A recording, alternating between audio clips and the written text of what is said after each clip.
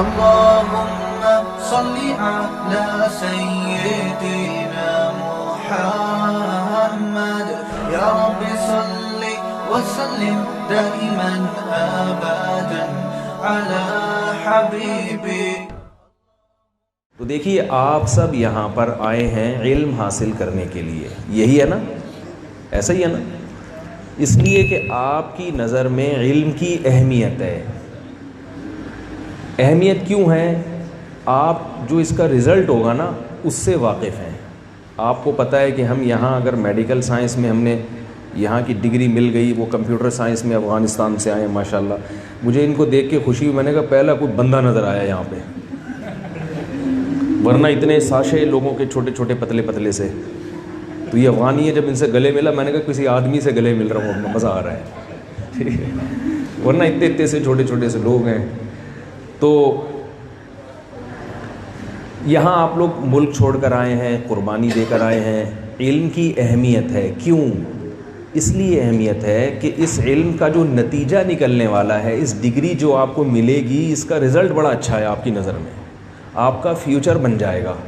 یہی ہے نا کہ کیا بن جائے گا؟ فیوچر.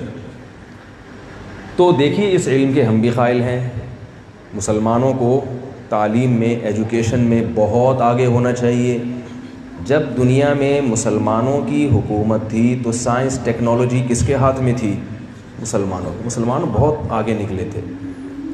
گورے یہ بات لکھتے ہیں کہ اگر مسلمان سائنٹسٹ نہ ہوتے تو آج ہم جس ترقی پر پہنچے ہوئے ہیں 500 سال کے بعد یہاں پہنچتے ہم.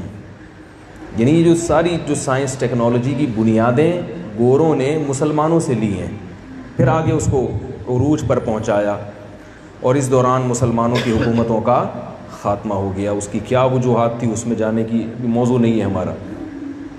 تو اس علم کی بڑی اہمیت ہے. جو علم آپ حاصل کر رہے ہیں اس سے مسلمانوں کو ترقی ملے گی، مسلمان سائنس ٹیکنالوجی کے میدان میں آگے بڑھیں گے، تو بہت کچھ ہو سکتا ہے. لیکن یاد رکھیے کہ اس کے علاوہ بھی کچھ علوم ہیں جو ہمیں سیکھنا ضروری ہے. دیکھیے یہ جو انسان ہے نا، انسان یہ دو چیزوں سے مرکب ہے، دو چیزوں کے مجموعے کا نام ہے. ایک تو انسان کا مادہ ہے جو مادی زندگی ہے، اور ایک انسان کی روحانی زندگی بھی ہے. جو مادی زندگی ہے وہ کیا ہے؟ اس میں جب ہم بحث کرتے ہیں کہ بھئی کھاتے ہم کیسے ہیں، ہضم کیسے ہوتا ہے، میڈیکل سائنس اسی پر بحث کرے گی نا. آنکھ دیکھتی کیسے ہے، کان بولیں سنتے کیسے ہیں، ہم چلتے کیسے ہیں. ڈاکٹروں کی یہی فیلڈ ہے. کل بیان تھا اس میں اسکن اسپیشلسٹ ڈاکٹر بیٹھے ہوئے تھے. وہ 1 سال یہی پڑھتے رہتے ہیں کہ اسکن کیسے بہتر بنائی جا سکتی ہے، اسکن کی کیا بیماریاں ہیں. تو یہ اسی طرح جو انجینئر ہے وہ بھی انسان کی مادی زندگی کو بہتر بنانے میں لگا رہتا ہے. انجینئروں کی مختلف قسمیں ہیں. وہ بھی کیا کرتے ہیں؟ مثال کے طور پر جو سول انجینئر ہوتے ہیں یا جو میپ وغیرہ بناتے ہیں، بلڈنگیں بنانے والے انجینئر، وہ کیا کہ بھائی بلڈنگ کیسے بنائی جا سکتی ہے، بلڈنگ کی ضرورت کیوں ہے، اس میں انسان رہتا ہے، اس میں آفس بنانا ہے، رہنے کے لیے بلڈر الگ ہوتے ہیں، کاروبار کے لیے بلڈنگ الگ حساب سے بنائی جاتی ہے. ان تمام چیزوں کا فائدہ ہماری باڈی کو ہوتا ہے. یہاں تک میں نے صحیح کہا نا؟ ان تمام چیزوں کا فائدہ کس کو ہوتا ہے؟ باڈی کو، جسم کو. لیکن یاد رکھو باڈی اللہ نے گدھے کو بھی دی ہے، معذرت کے ساتھ. باڈی کس کی؟ ڈنکی کی بھی ہوتی ہے، اور وہ بھی اپنی باڈی کی فکر کرتا ہے. شیر بھی اپنی باڈی کی فکر کرتا ہے، لومڑی بھی اپنی باڈی کی فکر کرتی ہے. سب جتنی اللہ نے ان کو عقل دی وہ اس حساب سے اپنی باڈی کے لیے محنت کرتے ہیں. شیر غار بنا کے رہتا ہے کیونکہ اللہ نے اس کو اتنا دماغ نہیں دیا کہ وہ بنگلہ بنائے یا بلڈنگ بنائے. اس کے پاس سوچنے کے لیے جتنا دماغ ہے وہ اس حساب سے انجینئرنگ کرتا ہے اور اپنا گھر بولیں بھائی بناتا ہے. گھر کی فکر اس کو بھی. آپ سب یہاں کیوں آئے ہیں؟ اس لیے کہ یار وہاں جائیں گے گھر اچھا ہو، اپنا پلاٹ ہو، اپنا مکان ہو، اپنا بزنس ہو، اپنا کھائیں، اپنا گاڑی ہو، گاڑی، موبائل، گھر، بیوی، بچے. یہی ہے نا؟ اس کو بہتر سے بہتر بنایا جائے، بہتر سے بہتر بنایا جائے، بہتر سے. تو یہ تو جانور بھی یہی کام کرتے ہیں. جانور کی بھی سوچ اتنی ہی ہے کہ میں کیسے بہتر سے بہتر زندگی گزار سکتا ہوں. جانور چونکہ ذہین نہیں ہے بہت زیادہ، لہذا وہ محدود سوچتا ہے. جو پرندے ہیں وہ گھونسلے بناتے ہیں بڑے خوبصورت، سردی سے بچنے کا انتظام، گرمی سے بچنے کا انتظام، خوراک کا انتظام. انڈے دینے کا ٹائم آئے تو بھائی کیا کرنا ہے، ٹھیک ہے، انڈوں سے بچے کیسے نکلیں گے، بچوں کی حفاظت کیسے کرنی ہے. جو انسان کی سوچ ہے 100% وہی سوچ کس کی ہے؟ جانوروں کی بھی ہے. فرق کیا ہے کہ ہم ذہین بہت ہیں. ہم شیر کی طرح بیوقوف نہیں ہیں کہ پہاڑوں میں کھود کھود کے گھر بنا کے رہیں. ہم کہتے ہیں یار ڈیفنس میں بنگلہ لے لو، ٹھیک ہے، گرمی سے بچنے کے لیے اے سی لگا لو، سردی سے بچنے کے لیے ہیٹر لگا لو، اور یہ کچا گوشت کھانے کے بجائے پکا کے ذرا تمیز سے مسالہ لگا کے، نیمبو نچوڑ کے، ٹماٹر لگا کے مزیدار. وہ شیر جو ہے نا ہزاروں سال سے وہی کچی آنتیں کھا رہا ہے، چھیچڑی کھا رہا ہے. انسان ترقی کرتے کرتے اس کو 10 قسم کی گوشت بنا لیے، کوفتے الگ، کباب الگ. نہاری جانتے ہوں گے، پتہ نہیں آپ لوگ نہیں جانتے ہوں گے، نہاری کا الگ ذائقہ، بریانی کا الگ ذائقہ. لیکن انسان کو جو فضیلت اللہ نے دی ہے وہ اس زندگی کی وجہ سے نہیں دی. یہ تو جانور بھی کرتے ہیں. انسان کی ایک اور زندگی ہے جس کو ہم روحانی زندگی کہتے ہیں. وہ زندگی کیا ہے؟ یہ چیز جانوروں میں نہیں ہے. جیسے انسان اچھا بھی ہوتا ہے اور برا بھی. جانور اچھے یا برے نہیں ہوتے. فیتھفل یا ان فیتھفل بولے بھائی نہیں ہوتے. اگر کوئی جانور فیتھفل ہے تو اس میں اللہ نے وفاداری کے سافٹ ویئر انسٹال کر دیے ہیں، وہ ان فیتھفل ہو ہی نہیں سکتا. جیسے کتا وفادار جانور ہے نا، اس لیے نہیں کہ وہ بہت اچھا ہے بھائی، وہ پیدائشی ایسا ہے. قدرت نے کتنا بلٹن ہے، وہ بلٹن وہ کمپنی کی طرف سے ایسا بنا ہوا ہے. شیر میں اگر بہادری ہے، بہادر ہے، تو وہ قدرت کی طرف سے بہادر ہے. اس کو اس بہادری پہ ایوارڈ بولو بھائی نہیں ملتا. انسانوں کو بہادری پہ بھی ایوارڈ ملتا ہے، سچ پہ بھی ایوارڈ، انعام ملتا ہے سچ بولنے پر. دیکھو اگر کوئی، ہم نے جب اسکول میں پڑھتے تھے تو کسی کا پرس گم گیا، اس میں ہزاروں روپے تھے. ایک اسٹوڈنٹ کو وہ پرس ملا، اس نے وہ پرس لا کے ٹیچر کو دے دیا کہ بھائی کسی کا یہ پرس گما ہے، جس کا ہے اس کو پہنچا دیں. ٹیچر اتنے خوش ہوئے کہ دیکھو کیسی امانت دار بچہ ہے. تو ٹیچر نے اس کو صبح جب پرے کا ٹائم تھا تو سب کے سامنے اس طالب علم کو بلایا اور اس کو انعام دیا کہ یہ کیا ہے، وفادار ہے. سمجھ رہے ہیں؟ لیکن اگر آپ کے ہاتھ سے بوٹی زمین پہ گر جائے، آپ شاپر میں گوشت خرید کے جا رہے تھے، وہ شاپر آپ کے ہاتھ سے چھوٹ کے زمین پہ گر گیا اور گم گیا، تو کبھی ایسا ہوگا کہ چیلیں اٹھائیں شاپر میں ڈال کے آپ کے گھر پہنچا دیں؟ میرا خیال ہے تھائی لینڈ میں ہوتا ہے ایسے، شاید نہیں ہوگا نا ایسا. بھائی اس کو کیا پتا، اس کو اللہ نے یہ سمجھ ہی نہیں دی ہے کہ یہ کسی کا شاپر ہے یا کسی کی. وہ کہتی بھائی مجھے کھانے کو اللہ نے رزق دیا، چیل کہے گی میں کھاؤں گی. تو جانوروں میں نہ وفاداری ہوتی ہے نہ بے وفائی. یعنی اگر وفاداری ہے تو وہ قدرت کی طرف سے ہے، بے وفائی ہے تو وہ بھی بولیں بھائی. جو بے وفا جانور ہیں وہ ہمیشہ بے وفا ہی رہیں گے. طوطا چشمی مشہور ہے نا اردو میں مثال. طوطے پہ کتنا خرچ کریں، کتنا کھلائیں، کتنا پلائیں، جہاں موقع ملے گا. پتلی گلی تو پتہ نہیں ہوتی نہیں ہوتی، بہرحال ہماری تو زبان پہ وہی چڑھا ہوا ہے یار. پتلی گلی سے وہ کیا کرے گا؟ اب انگلش میں پتہ نہیں کیسے ترجمہ کریں گے پتلی گلی کا. ٹھیک ہے، تو وہ کیا کرے گا، وہ نکل لے گا پتلی گلی سے. اس کو جہاں موقع ملا وہ غائب. تبھی کہتے ہیں طوطا چشمی. تو لیکن کتے کو ایک بوٹی ڈال دیں، ساری زندگی آپ کا غلام بن جائے گا، دم ہلاتا رہے گا آپ کے سامنے. لیکن یہ چیزیں بلٹن ہیں، یہ چیزیں قدرت نے ان میں خود بخود ڈال دی ہیں. لہذا نہ جانور اچھے ہوتے ہیں اور نہ برے.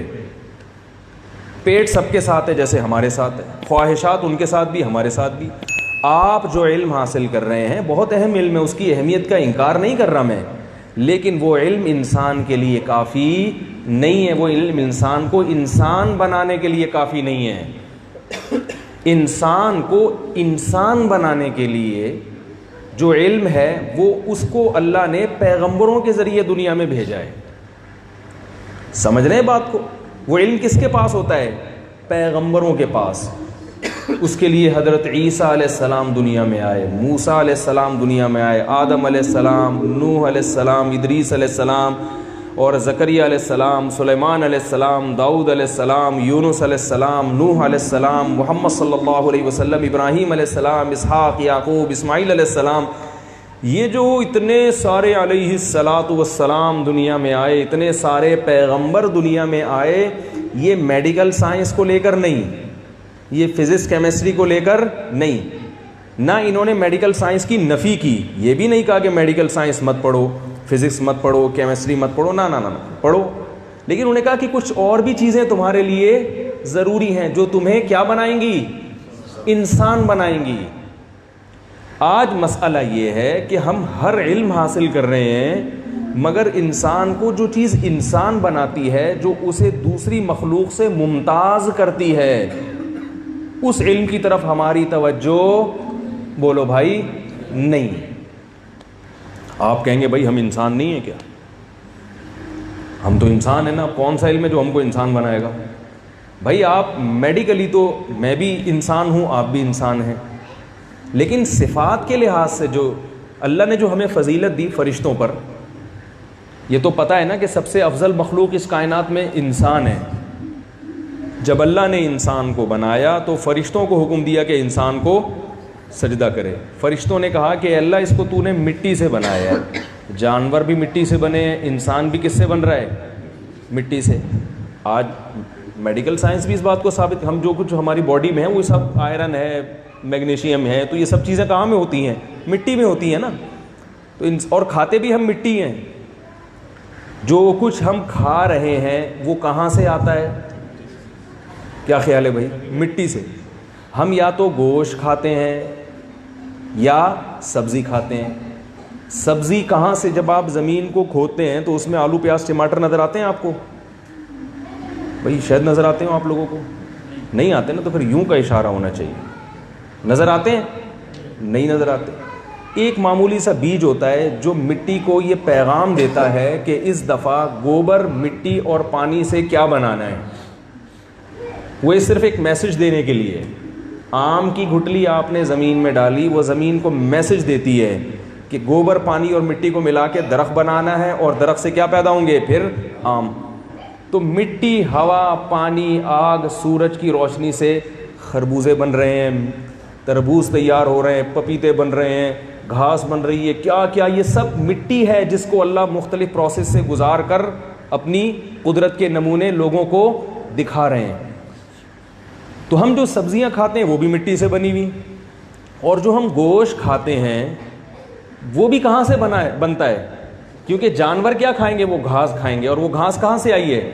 مٹی سے. تو اللہ نے ہمیں بنایا بھی مٹی سے, اور ہمیں کھلائی بھی مٹی, اور ہم بنیں گے بھی بالآخر کیا؟ ہم اگر مرتے ہیں تو وہ پروسیس ریورس ہونا شروع ہو جاتا ہے. بن کے جاتے ہیں تھوڑے دنوں میں. مردے کو آپ قبر میں ڈال کے جائیں, کچھ دنوں کے بعد آ کے دیکھیں 2-4 ہڈیاں ہوں گی, باقی سب کیا ہوگا؟ مٹی. اور پھر کچھ وقت کے بعد وہ ہڈیاں بھی مٹی. تو سب مٹی ہی مٹی ہے. تو فرشتوں کو یہی اشکال ہو رہا تھا کہ مٹی تو ہے, تو یہ کون سی کوئی نئی مخلوق آ گئی؟ پہلے شیر تھے, ڈائناسور تھے, چھپکلیاں تھیں, کیڑے مکوڑے تھے, وہ بھی مٹی, تو یہ بھی مٹی. تو ان کو تو اللہ نے کہا نہیں کہ سجدہ کرو, اس کو اللہ تعالیٰ کہہ رہے ہیں ہمیں کہ کیا کرو اس کے سامنے؟ بولے بھائی سجدہ. تو اس میں کون سے کیا سرخاب کے پر لگے ہوئے ہیں؟ اس کے ساتھ بھی خواہشات, اور جانوروں کے ساتھ بھی خواہشات. ہاں, ایک دماغ اللہ نے دے دیا اس کو, جس کی وجہ سے اور یہ تباہی مچائے گا زمین پہ. فرشتوں نے یہ کہا تھا کہ اے اللہ, تو نے جو مخلوق پیدا کی ہے یسفک الدماء, یہ زمین میں فساد مچائے گی, خون بہائے گی. حالانکہ ابھی فرشتوں نے آدم کو لڑتے ہوئے دیکھا, بولیں بھائی نہیں تھا, دیکھا نہیں تھا لڑائی کرتے ہوئے. پہلے ہی رپورٹ پیش کر دی فرشتوں نے کہ یہ کیا کرے گا؟ خون بہائے گا. کیوں؟ فرشتوں کو معلوم تھا کہ یہ بہت ذہین مخلوق پیدا ہو رہی ہے، خواہشات اس میں ویسی ہی ہیں جیسے جانوروں میں ہوتی ہیں، لیکن دماغ اس کو بہت اعلیٰ دیا جا رہا ہے. تبھی تو اللہ کہہ رہا ہے سجدہ کرو، کچھ تو ہے نا اس میں خاصیت. تو فرشتوں نے پہلے شیر کو لڑتے ہوئے دیکھا تھا کہ جب بھوک لگتی ہے تو کیا کرتا ہے؟ فساد مچاتا ہے، جنگل میں لڑتا ہے، چیر پھاڑ کرتا ہے. بلیوں کو دیکھا ہوگا، ڈائناسور کو دیکھا ہوگا. ان کو اندازہ ہو گیا کہ اللہ نے اس کو بھی پیٹ دیا، خواہشات دیں، تو یہ لڑے گا شیر کی طرح نہیں، یہ دماغ استعمال کر کے بم بنائے گا. یہ کیا کرے گا؟ میزائل بنائے گا، تلواریں بنائے گا. پہلے غلیل پہ آئے گا، پہلے پتھراؤ کرے گا. شیر کتنا ہزاروں سال ہو گئے پتھراؤ کرنا بھی نہیں سیکھا، ٹھیک ہے نا. وہی کولو کے بیل کی طرح اٹھے گا، صبح دیکھے گا کوئی ہرن ورن کوئی اچھا سا نظر آ جائے جس کی چانپیں ذرا بھری ہوئی ہوں، ٹھیک ہے نا، اور جو ہے اس میں سے چانپوں کا جو ہے نا وہ پٹ کا گوشت ذرا نکل سکے، بس اس سے زیادہ وہ اسٹڈی نہیں کرتا. اور جائے گا تھک ہار کے شکار ہو گیا تو ٹھیک ہے، نہیں ہوا تو بھوک سے بھی مر جاتا ہے بعض دفعہ. لیکن فرشتوں کو معلوم تھا کہ انسان اتنا ذہین ہے، یہ خواہشات کی تکمیل کے لیے سیکھے گا. یہ کہے گا بھاگ کر جھپٹ کر حملہ کرنے سے بہتر ہے غلے پتھر سے اٹھا کے سر پہ مارو، ڈائریکٹ بھیجا باہر نکالو اسے. پھر یہ آئے گا غلیل کی طرف کہ بھائی ہاتھ سے پتھر اٹھا کے اتنی توانائی ضائع کرنے کی کیا ضرورت ہے، ربڑ کا غلیل لو اور بول لینا اور مارو اس کو. غلط بولیں لیکن بولیں ضرور. اور پھر یہ آئے گا تلواروں کی طرف، پھر تیر کہ بھئی وہاں جا کے سر قلم کرنے کی کیا ضرورت ہے، یہیں سے ڈائریکٹ مارو. پھر یہ ترقی اور سوچے گا کیونکہ ان کو پتا تھا بڑا دماغ ہے اور خواہشات جانوروں جیسی ہیں. تو ان کو پتا تھا کہ بھئی پھر یہ کیا کرے گا، گلے کاٹے گا، پھر یہ بم بنائے گا، پھر فوج بنائے گا، پھر ایٹم بم بنائے گا، پھر یہ بڑی بڑی طاقتیں بن جائیں گی. یہ تو کھاتے رہیں گے ایک دوسرے کو. یہ جو زمین میں فساد مچائیں گے وہ شیر اور چیتے کے فساد سے بہت زیادہ ہوگا. لیکن اللہ نے جواب میں کیا کہا؟ انی اعلم ما لا تعلمون. تم اس کا ایک نیگیٹو پوائنٹ تو جانتے ہو، خواہشات ہیں اور دماغ ہے، لیکن کچھ پازیٹیو چیزیں بھی ہیں اس میں. وہ یہ کہ ان میں بہت سے ایسے پیدا ہوں گے جو اسی دماغ کا صحیح استعمال کریں گے. وہ خواہشات کی تکمیل میں یہ دماغ استعمال، بولو بھائی، نہیں کریں گے. بہت سے غلط سوچیں گے لیکن بہت سے اچھا بھی سوچیں گے. انہی اچھے لوگوں کے لیے میں اس کائنات کو بنا رہا ہوں اور اس انسان کو پیدا کر رہا ہوں. ان میں جہاں بہت سے حق باطل کے لیے لڑیں گے وہیں بہت سے حق کے لیے بھی لڑیں گے. جہاں بہت سے ظلم کے لیے لڑیں گے وہاں بہت ظلم کو ختم کرنے کے لیے بھی لڑیں گے، قربانیاں دیں گے. یہاں بہت سے ایسے لوگ پیدا ہوں گے جو دوسرے کے منہ سے نوالا چھینیں گے، لیکن اسی انسان میں ایسے بھی ہوں گے جو اپنا نوالا نکال کے بھی یتیم کے منہ میں ڈال دیں گے. یہ چیز جانور بولو بھائی نہیں کرتا. اسی لیے اللہ نے فرمایا انا خلقنا الانسان من نطفۃ امشاج. ہم نے انسان کو بنایا جس چیز سے وہ بہت ہی گندی ہے، غلیظ قطرہ منی کا، انتہائی ناپاک پانی بنایا بہت گندی چیز سے. لیکن فرمایا نبتلیہ، ہم اس کو آزمانا چاہتے تھے. فجعلناہ سمیعا بصیرا، ہم نے اس کو سنتا اور دیکھتا بنا دیا. اب اس کو فضیلت ملے گی اما شاکرن و اما کفورا، کہ یہ میرے لیے خواہشات کو قربان کرتا ہے یا خواہشات کے پیچھے چلتا ہے. یہ آزمائش ہے جس کے لیے انسان کو دنیا میں اللہ نے پیدا کیا. اور یہ ہے انسان کی روحانی زندگی کہ اچھے بن کے زندگی گزارو. دیکھو نائٹ کلبوں میں جانا سب کا دل چاہتا ہے، زنا سب کا دل چاہتا ہے، شراب سب کے لیے آسان ہے. بچنے والے تھوڑے سے ہوں گے جن کا شمار کن لوگوں میں ہوگا؟ اچھے لوگوں میں. میں سمجھا پا رہا ہوں اپنی بات ہے بھائی؟ برائی تو سب کرتے ہیں. اللہ نے اس لیے پیدا تھوڑی کیا ہے.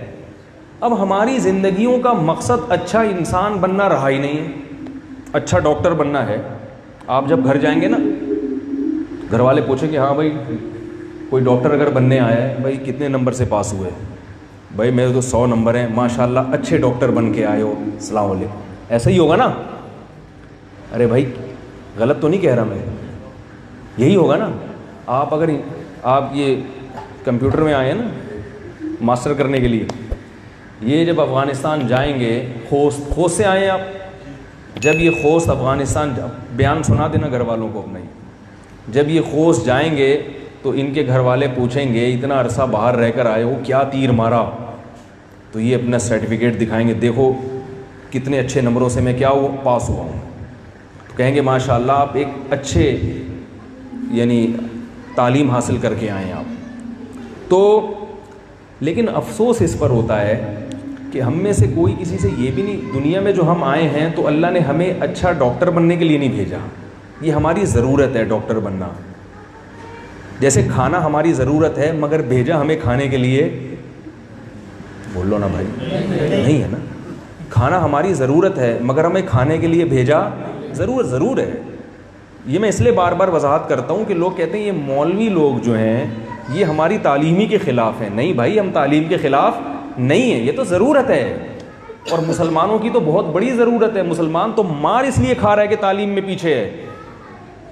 جیسے کھانا ہماری ضرورت ہے, مولوی صاحب بھی کھائیں گے, مفتی صاحب بھی کھائیں گے, آپ بھی کھاؤ گے, لیکن اگر کوئی یہ کہے میں دنیا میں آیا کس لیے ہوں, کھانے کے لیے, تو اس سے بڑا بے وقوف کوئی ہو سکتا ہے؟ بھائی تجھے کھانے کے لیے اللہ نے بھیجا ہے, تو کھانے کے لیے دنیا میں شیر نہیں تھا پہلے, گیدڑ لومڑی, ان کا تو کام ہی کیا ہے کھانا, ان کا تو کام ہی کھانا ہے. تو ان کی کیا ضرورت تھی انسان کو پیدا کرنے کی؟ ہم دنیا میں آئے ہیں آزمائش کے لیے, اچھے بننے کے لیے. اگر ہم اچھے انسان بنیں گے تو اللہ کی نظر میں کامیاب ہیں, چاہے اچھے ڈاکٹر بنے یا نہ بنے. اور یہ بھی یاد رکھو اچھے ڈاکٹر کی ڈیفینیشن کیا ہے. ایک اچھا, لوگ اچھا اسے کہتے ہیں جس کے نمبر اچھے ہوں, اپنی فیلڈ میں ماہر ہوں. اللہ کی نظر میں اچھا وہ ہے جو لوگوں کے ساتھ مخلص ہو. شاید میں سمجھا نہیں پا رہا. اچھا انجینئر ہماری نظر میں وہ ہے جو اپنی فیلڈ میں ماہر ہو. اللہ کی نظر میں وہ ہے جو پبلک کے ساتھ, بولو بھائی, مخلص ہو. اچھا کسان وہ ہے ہماری نظر میں جس کو زراعت آتی ہو. اللہ کی نظر میں وہ ہے جو لوگوں کے ساتھ مخلص. اچھا بزنس مین ہماری نظر میں وہ ہے جس کو لوگوں کو ٹوپیاں کرانی, کیا خیال ہے بھائی, ٹوپیاں کا انگلش میں پتہ نہیں کیا ہوگا, ٹوپی کا کیپ کرانی آتی ہو. تو اچھا بزنس مین, اچھا تاجر ہماری نظر میں وہ ہے جو پیسے کمانا جانتا ہو. اللہ کی نظر میں وہ ہے جو لوگوں کے ساتھ ایمانداری کے ساتھ تجارت کرتا ہو, جھوٹ نہ بولتا ہو, حرام نہ کماتا ہو, اور اچھی چیز بری کو اچھی کر کے نہ بیچتا ہو. تو جس شعبے میں آپ ہیں اسلام آپ کو اس شعبے میں ترقی سے منع نہیں کرتا, لیکن اسلام 2 چیزوں میں پابندیاں لگاتا ہے. ایک یہ کہتا ہے کہ آپ کا یہ مقصد نہیں ہے, مقصد ہے اچھا بننا, اور دوسرا اسلام ہمیں یہ کہتا ہے کہ اچھائی کی ڈیفینیشن وہ ہے جو اسلام بتاتا ہے. آپ خود سے اچھائی اور برائی کا معیار متعین نہیں کر سکتے. یہ 2 چیزیں ہیں جو ہمیں غیر مسلموں سے ممتاز کرتی ہیں. 2 چیزوں میں فرق سمجھ میں آ گیا؟ ہم یہ سمجھتے ہیں کہ ہم مسلمان ہیں. دیکھو آپ سب یہاں مسلمان ہیں, آپ کو یہ احساس ہونا چاہیے کہ ہم مسلم ہیں, یہ نان مسلم ہیں. لیکن یہ احساس آپ کو کس وقت ہوتا ہے؟ بس آپ کو یہ فرق ہوتا ہے کہ یار بات تو تھوڑی نازیبا ہے, لیکن لوگ یہ سمجھتے ہیں کہ مسلمان اسے کہتے ہیں جس کی ختنیں ہوئی ہوئی ہو. مسلمان کی ڈیفینیشن کیا ہے بھائی؟ مسلمان کی ڈیفینیشن کیا ہے؟ جس کی ختنیں ہوئی ہوئی ہو. ختنے میں کتنا ٹائم لگتا ہے؟ ہندو کی کرا دو تو کیا وہ مسلمان ہو جائے گا؟ ہے بھائی. تو اللہ نے جنت اور جہنم اس پہ رکھی ہے کہ جس کی ختنیں ہوئی ہوگی وہ جنت میں جائے گا, جس کی نہیں ہوئی وہ کہاں جائے گا؟ یہ تھوڑی ہے, وہ بھی ضروری ہے ختنے کے, میں اس کا منکر نہیں ہوں, لیکن اسلام اس چیز کا نام نہیں ہے.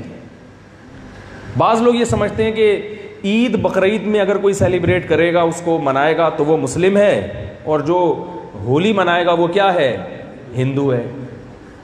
یہ بھی نہیں ہے، وہ تو ٹھیک ہے مسلمان ہیں تو ہم عید مناتے ہیں، ہندو ہے تو ہولی منائے گا، یہ نہیں ہے۔ دو بنیادی چیزیں جو میں نے آپ کو بتائی ہیں، پہلا بڑا فرق جو آپ کے ذہن میں ہونا چاہیے، اس لیے کہ آپ جن لوگوں میں رہتے ہیں وہ غیر مسلم ہیں، غیر مسلموں کی اکثریت ہے، انسان ماحول کا اثر قبول کرتا ہے، آپ کو ان پہ اثر ڈالنا چاہیے، لیکن ہو کیا رہا ہے؟ لوگ ہمیں بتاتے ہیں یہاں بینکاک میں آ کے لڑکے پھسل جاتے ہیں، اس طرف چلے جاتے ہیں۔ ہونا تو چاہیے جو پھسلے ہوئے ہیں ان کو آپ اپنی طرف لے کر آؤ، لیکن بجائے ادھر جانے کے، ایک آدمی تالاب میں ڈوب رہا ہے، آپ وہ ہاتھ نکال رہے ہیں کہ مجھے بچاؤ، آپ بھی چھلانگ لگا دیتے ہیں اس کے ساتھ۔ یہ پرلے درجے کی بے وقوفی ہوگی کہ نہیں ہوگی؟ تو دو بنیادی چیزیں ہیں جس میں ہمیں فرق کرنا ہے۔ نمبر ایک، ہمارا مقصد ڈاکٹر بننا، یہ سب ویژن ہے، یہ الٹیمیٹ ویژن نہیں ہے، یہ اس ویژن تک پہنچنے کا ایک ذریعہ ہے، ایک سیڑھی ہے۔ جو اصل ویژن ہے اس تک پہنچنے کا ایک، بولیں بھائی، ذریعہ ہے۔ یہ ڈاکٹر بننا، کمپیوٹر کے شعبے میں مہارت حاصل کرنا، انجینئر بننا، یہ جو بھی یہاں جتنے مختلف قسم کے شعبے ہیں، یہ ذریعہ ہے، یہ مقصد، بولیں بھائی، نہیں ہے۔ دوسری بات یہ کہ اچھائی اور برائی ہم اسے سمجھیں گے جس کو اللہ نے، اسلام نے اچھا کہا وہ ہماری نظر میں اچھا ہے، اور جس کو اسلام نے برا کہا وہ ہماری نظر میں برا ہے۔ ہم اچھائی اور برائی لیتے ہیں کلچر سے، ہماری سوسائٹی جس چیز کو اچھا کہتی ہے ہم کیا کہتے ہیں؟ وہ اچھا ہے۔ اب دیکھو چائنا میں آپ جاؤ گے وہ کتے بھی کھاتے ہیں، اگر وہاں کوئی بیٹھ کے کتا کھا رہا ہو لوگ اس کو کہیں گے یہ برا آدمی ہے، بولیں گے بھائی سب کھاتے ہیں، اس نے کھا لیا تو کیا ہوا؟ پاکستان میں آپ کتا کھا کے دکھاؤ، ہیں بھائی، لوگ رشتے ناتے آپ سے، بیوی طلاق لے کے بھاگ جائے گی، بولے کہ کیسا؟ لوگ بولیں گے اتنا اچھا آدمی، کہیں گے اچھا یہ تو کتے کھاتا ہے، یہ کیا ہے، یہ کیا کھاتا ہے، اچھا نہیں ہے یہ۔ لیکن چائنا میں بیویاں طلاق لے کے نہیں بھاگتی۔ تو ہم لوگوں نے اچھائی اور برائی کا جو کرائیٹیریا ہماری نظر میں ہے وہ کیا ہے؟ کلچر۔ جس کلچر میں جو برائی لوگوں میں آ گئی ہے اس کو ہم نے برائی سمجھنا، بولے نا بھائی، چھوڑ دیا ہے۔ تو بھائی کلچر نہیں ہے، ہم اللہ پر ایمان رکھتے ہیں، پیغمبروں پر ایمان رکھتے ہیں۔ لوط علیہ السلام کی قوم میں لڑکوں سے بدکاری، گے سیکس کا رواج تھا، قوم مبتلا ہو گئی۔ لوط علیہ السلام کھڑے ہوئے، انہوں نے کہا کہ اللہ نے تمہارے لیے عورت کو پیدا کیا، تم لڑکوں کی طرف کیوں جاتے ہو؟ تو انہوں نے کیا جواب میں کہا کہ اگر آپ چند لوگ اچھے ہو تو ہمارا علاقہ چھوڑ دو۔ کیا مطلب؟ ہم تو سب یہی کام کرتے ہیں، کسی کو بھی اعتراض نہیں ہے، آپ کو اعتراض کیوں ہو رہا ہے؟ تو جب آپ کو ہو رہا ہے تو یا تو چپ کر کے رہیں ورنہ علاقہ، بولے بھائی، چھوڑ دیں۔ تو اللہ نے ان کی یہ دلیل مان لی۔ اللہ کس کے ساتھ تھا؟ لوط علیہ السلام کے ساتھ، اور کہا کہ ڈٹے رہیں، ان کو سمجھاتے رہیں۔ بالآخر اللہ کو جب غصہ آیا، غضب آیا، تو اللہ نے لوط علیہ السلام کو کہا کہ جو ایمان والے ہیں تھوڑے سے ان کو لے کے نکل جائیں، باقی پوری قوم کو اللہ نے تباہ کر دیا، کیونکہ اللہ کو یہ عمل پسند نہیں۔ یہاں کے عجیب عجیب چیزیں پتہ چلتی ہیں۔ کل کوئی بتا رہے تھے کہ بہت سے ہی ہیں جو شی بن گئے ہیں۔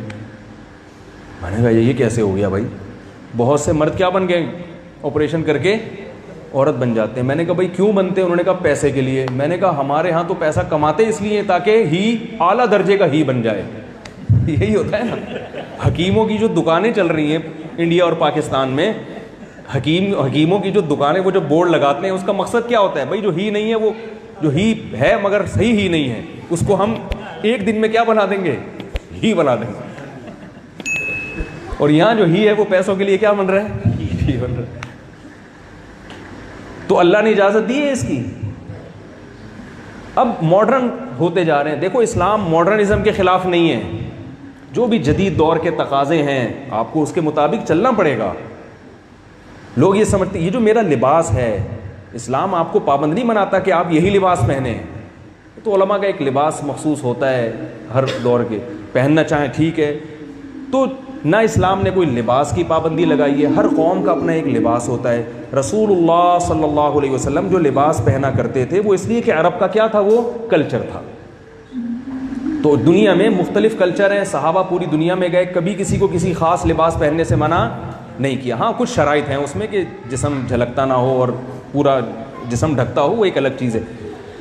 تو اسلام ماڈرنزم کے خلاف نہیں ہے. آپ صلی اللہ علیہ وسلم نے اپنے دور کی جو بھی جدید چیزیں تھیں ان کو استعمال کیا آپ صلی اللہ علیہ وسلم نے. اور جیسے ہی اسلام دنیا میں غالب آئے, صحابہ اکرام نے توپیں بنائی ہیں, منجنیق کا استعمال کیا جنگوں میں, لڑائیوں میں, حالانکہ نبی کے دور میں توپ نہیں تھی. تو ماڈرن ہوتے گئے نا زمانے کے حساب سے. لوگ پتہ نہیں اب یہ جو ہماری جو ایجوکیشن سے متعلق جو طبقہ ہے نا, یہ ڈرتا ہے اسلام کی طرف آنے سے کہ پتہ نہیں یہ ہمیں مولانا لوگ پچھلے زمانے کی طرف نہ دھکیل دیں. وہ ڈرتے ہیں کہ یار ہم کہیں ایسا نہ ہو کہ دوبارہ وہ پہاڑوں پتھروں کے دور میں چلے جائیں. تو ایک خام خام اسلام کا ایک وحشت لوگوں کے دل میں بیٹھ گئی ہے. اسلام آپ کو کسی چیز سے منع نہیں کرتا. اسلام یہ کہتا ہے کہ جس چیز کو اللہ نے اچھا کہا اس کو اچھا سمجھو اور اس کو اپنانے کی کوشش کرو, اور جس چیز کو برا کہا ہے اس کو برا سمجھو بھی اور اسے چھوڑنے کی کوشش بھی کرو.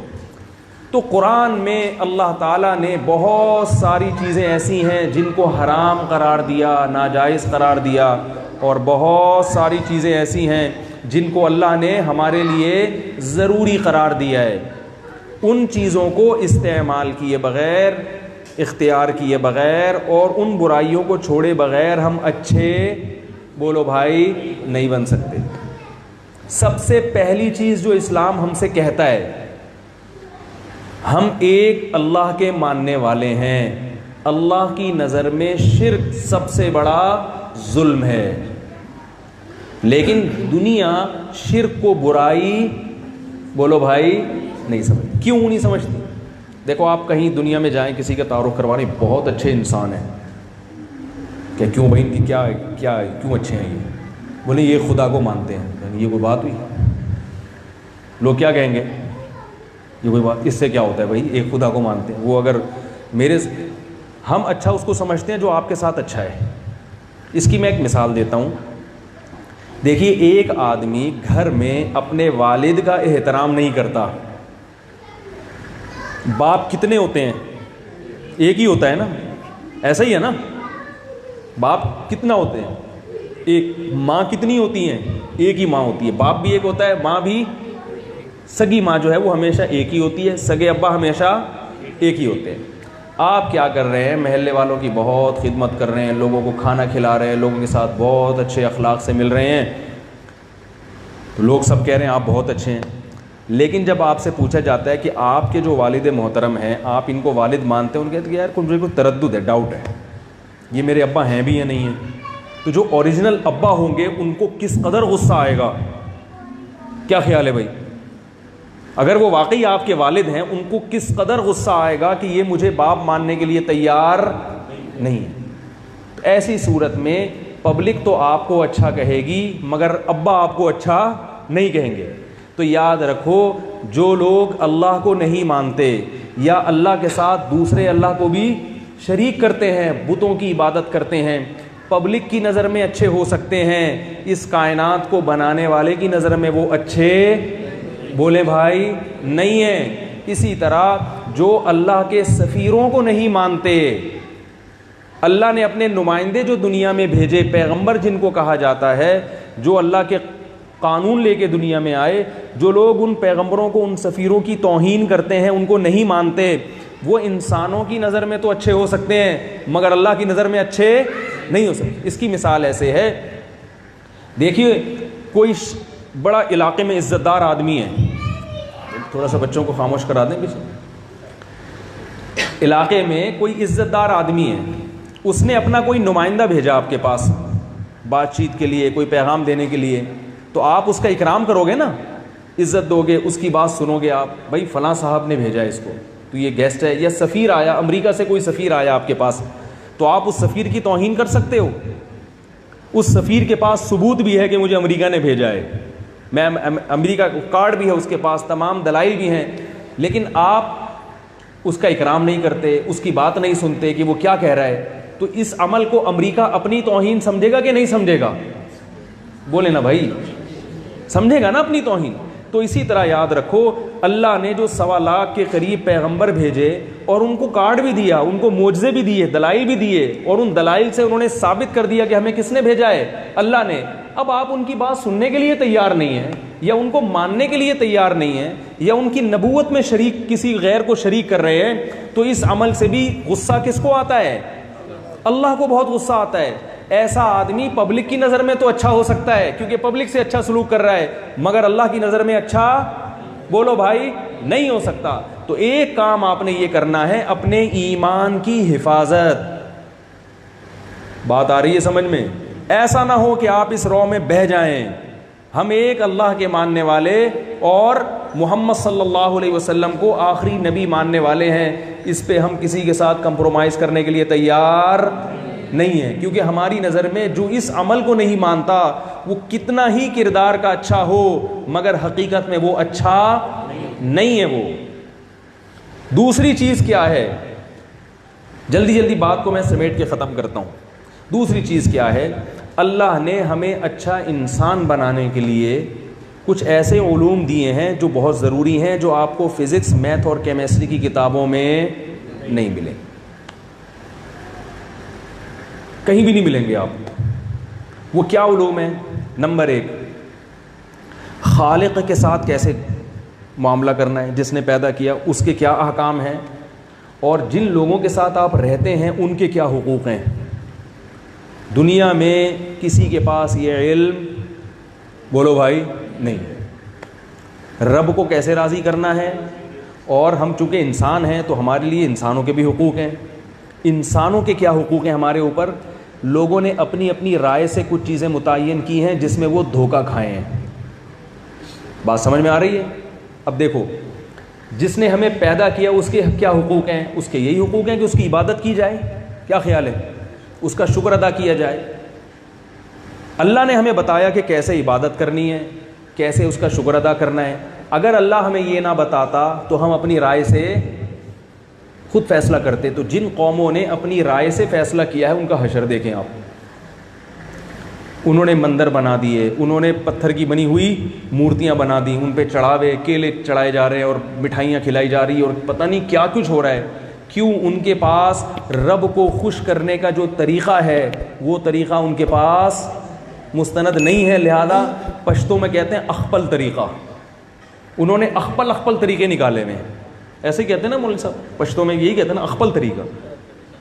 اب ان سے کوئی پوچھے کہ رب ان چیزوں سے خوش ہوتا ہے, اس کی کیا دلیل ہے تمہارے پاس, تو وہ کہیں گے یہ ہمارے باپ دادا سے ہم نے یہ طریقہ پایا ہے. تو ہمیں یہ چیزیں نہ فزکس میں ملیں گی, نہ کیمسٹری میں, نہ میتھ کی کتابوں میں, نہ کمپیوٹر کی کتابوں میں. ہمیں یہ چیزیں جس نے پیدا کیا وہ بتاتا ہے. اس نے ہمیں قرآن میں بتایا کہ تمہیں رب کو خوش کرنے کے لیے جو عبادت ہے, تو اس نے ہمیں بتایا کہ وہ عبادتیں 4 قسم کی ہیں, اور چاروں قسم کی عبادتیں تم نے کرنی ہیں تاکہ تمہارا رب سے رشتہ کیا ہو جائے, مضبوط ہو جائے. اگر اللہ ہمیں نہ بتاتا تو ہماری سمجھ میں نہ آتا. تو بھائی وہ آپ کو علماء سے سیکھنی ہے کہ میں ڈاکٹر بھی ہوں لیکن ساتھ ساتھ اچھا انسان بھی بننا چاہتا ہوں, اور اچھے انسان کی ڈیفینیشن یہ ہے کہ وہ خالق کے حقوق بھی ادا کرے اور مخلوق کے حقوق بھی ادا کرے. بتاؤ اس کے علاوہ کوئی اور ڈیفینیشن ہو سکتی ہے؟ خالق کے حقوق کیسے ادا کریں گے؟ اللہ نے بتایا. تبھی میں ایک بات کہتا ہوں, جو لوگ کہتے ہیں نا قرآن صحیح, معاذ اللہ صحیح کتاب نہیں ہے, ہم ان سے کہتے ہیں کہ پھر اس کے مقابلے میں کوئی کتاب لا کے دکھاؤ. اگر اس کے مقابلے میں کوئی کتاب ہے ہی نہیں اور معاذ اللہ قرآن بھی صحیح نہیں ہے, اس کا مطلب پھر اللہ نے اپنے بندوں کی ہدایت کے لیے, ان کو سمجھانے کے لیے کچھ بھی نازل کیا ہی نہیں. اللہ نے پھر ایسے ہی بے لگام چھوڑ دیا ہے. یہ تو غلط ہے بھائی. اللہ کیسے چھوڑ سکتا ہے پیدا کر کے ایسے ہی چھوڑ دیا؟ یہ ایسا دنیا میں ممکن ہے ریاست ہو مگر ریاست کا قانون نہ ہو. شاید میں انگلش تو اور زیادہ اچھی جانتے ہیں آپ. میں ٹی وی میں تو نہیں آ رہا نا بھائی, ہے بھائی, میں سمجھا پا رہا ہوں اپنی بات. دیکھو آپ تھائی لینڈ میں ہو, بینکاک میں ہو, ایک ریاست ہے, ملک ہے, اس کا کوئی قانون ہوگا کہ نہیں ہوگا؟ امریکہ میں جاتے ہو تو کوئی لا ہے یا نہیں؟ اب مثال آپ سڑک پہ چلتے ہوئے جا رہے ہیں, بتی لال ہو رہی ہے, گرین ہو رہی ہے, آپ کو اس سے پرواہ نہیں, گاڑی چلاتے چلے جا رہے ہیں, پولیس والا پکڑ لے گا آپ کو, بھائی کیا کر رہے ہیں؟ آپ کہو گے کہ بھائی میں تو سمجھا تھا امریکہ میں ڈرائیونگ کا کوئی قانون ہے ہی نہیں, اس لیے میں نے کہا چلو چلتے چلے جاتے ہیں. تو وہ مان لے گا آپ کی بات؟ وہ کہے گا بھائی یہ کیسے ممکن ہے، ایک اسٹیٹ ہو، ایک حکومت ہو، اور اس نے اپنی رعایا کو چلانے کے لیے کوئی لا ہی نہ بنایا ہو، یہ تو بھیڑ چال ہو جائے گی۔ تو جب ایک دنیا کا معمولی سا حکمران کوئی لا دیتا ہے، کوئی قانون دیتا ہے، جو جس کائنات کو جس خدا نے بنایا اس نے انسانوں کو کوئی قانون یا کسی لا کا پابند نہیں بنایا ہوگا، اس نے بنا کے چھوڑ دیا کہ اخپل طریقے سے زندگی گزارو بھائی، ہیں بھائی، جیسی چاہو زندگی گزارو، ایسا کیسے ممکن ہے؟ تو اچھا بننے کے لیے دو چیزیں ضروری ہیں بھائی، پہلے تو نیت کرتے ہیں نا اچھے بنیں گے، دیکھو نہیں بنیں گے نا اچھے تو اللہ نے پھر اس کی سزا بہت سخت رکھی ہے کہ یہ اختیار نہیں دیا کہ چاہو اچھا بن جاؤ چاہو برا بن جاؤ، اچھے بنو گے تو مر کے تم بھی ہڈیاں ہوگے ختم ہو جاؤ گے، برے بن کے آؤ گے تو مر کے ختم ہو جاؤ گے، کوئی پرابلم نہیں، ایسا نہیں ہوتا بھائی۔ یہ ایسا ہی ہو گیا جیسے لال بتی جل رہی ہے تو مرضی ہے رک جاؤ، مرضی ہے نہ رکو، رکو گے تو ثواب ملے گا، نہیں رکو گے تو توڑتے ہوئے پھوڑتے ہوئے چلے جاؤ، جا سکتے ہیں پھوڑتے ہوئے، ہیں بھائی۔